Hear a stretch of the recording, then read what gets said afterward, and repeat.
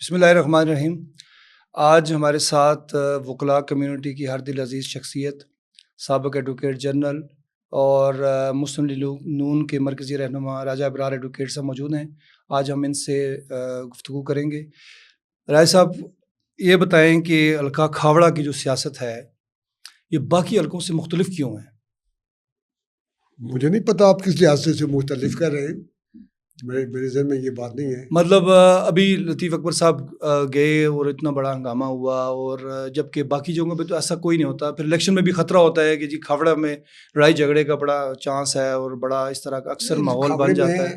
یہ بدنامی والی بات ہے جو سچ بات ہے۔ یہ بدنامی کون کرتا ہے کھاوڑے کو؟ اپنے ہی لوگ کرتے ہیں، کوئی ایسا جوان لڑائی جھگڑا نہیں ہوتا۔ اب پاس کا سارا رزلٹ نکال کے دیکھ لیں تمام الیکشن کے، کہیں بڑے پرامن الیکشن ہوتے ہیں، پرامن ماحول ہوتا ہے۔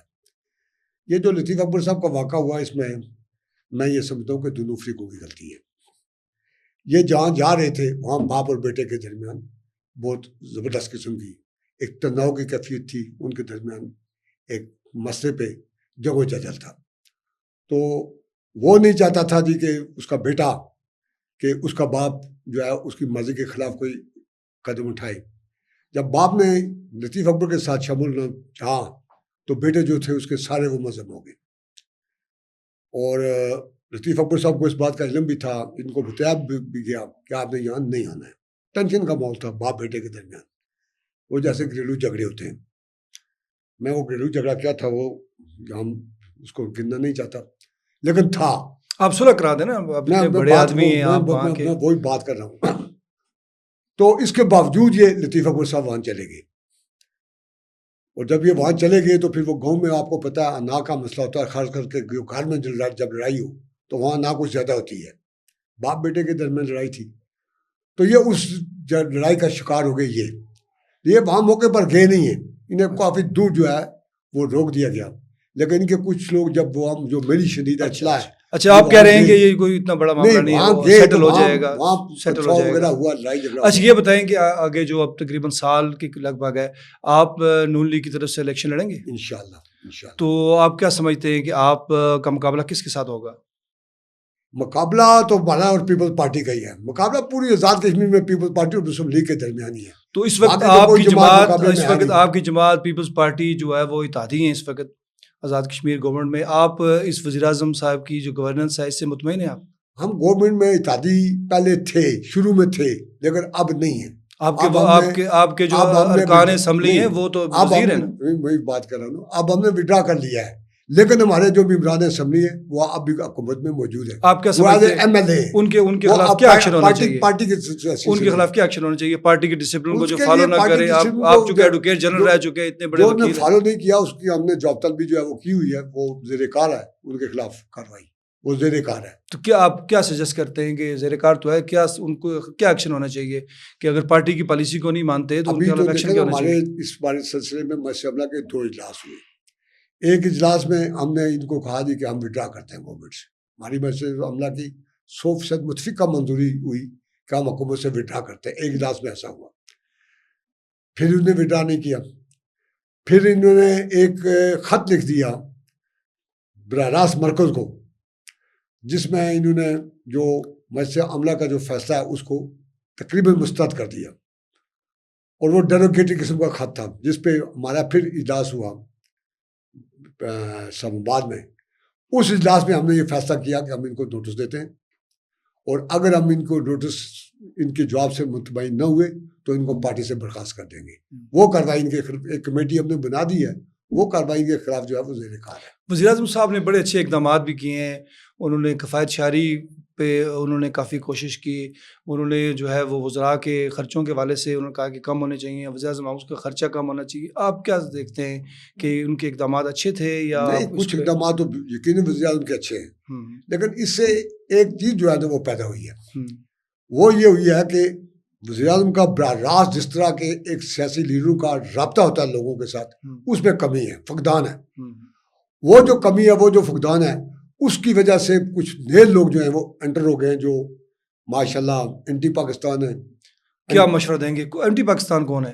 یہ جو मतलब कुछ तंजीमें हैं जो आपको भी मालूम है, जो सबको वज़ीर आज़म मालूम है। साहब के साथ हैं। नहीं, साथ नहीं है, वो एंटी पाकिस्तान है, उनको मौका मिल गया है फिलिंग द ब्लैंक्स। आप क्या मशवरा देंगे वज़ीर आज़म? आप चूंकि मैं वज़ीर आज़म साहब आपकी को बात को लोग बहुत तवज्जो से सुनते मैं हैं, वज़ीर आज़म आपसे साहब बहुत को प्यार करते हैं यही लोग। मशवरा दूंगा कि ये लोगों से रब्ता रखें, आम लोगों से रब्ता रखें, आम लोगों से मिलें, उनके मसाइल सुने, उनके मसाइल हल करें।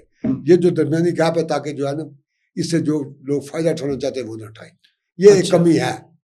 अच्छा, ये बताएं कि इस वक्त पाकिस्तान में भी मुस्लिम लीग नून की हुकूमत है और आज़ाद कश्मीर में आपके बकौल के कोalition का हिस्सा नहीं है, लेकिन आपके लोग जो हैं वो इस वक्त MLA वाले गवर्नमेंट शामिल में हैं। मौजूद हैं। आप क्या समझते हैं पाकिस्तान में जो PTI है उसका क्या मुस्तकबिल है और आज़ाद कश्मीर में इनका क्या मुस्तकबिल है? आप क्या देखते देखिए, हैं इसको? पीटीआई के मतलब मेरी एक कंसिडर्ड ओपिनियन है कि पीटीआई ये बड़ी बदकिस्मती है कि पीटीआई की जो है ना जमात, वो सियासत में है, उनको सियासत में होना ही नहीं चाहिए। क्या करना चाहिए उनको? उनको वो जो अपना फ्लाई वो काम कर रहा था वो ठीक था, वो करता, वो गेम्स वगैरह जो है वो खेल वगैरह के मतलब अपने आप को महदूद रखता, और ठीक रहता।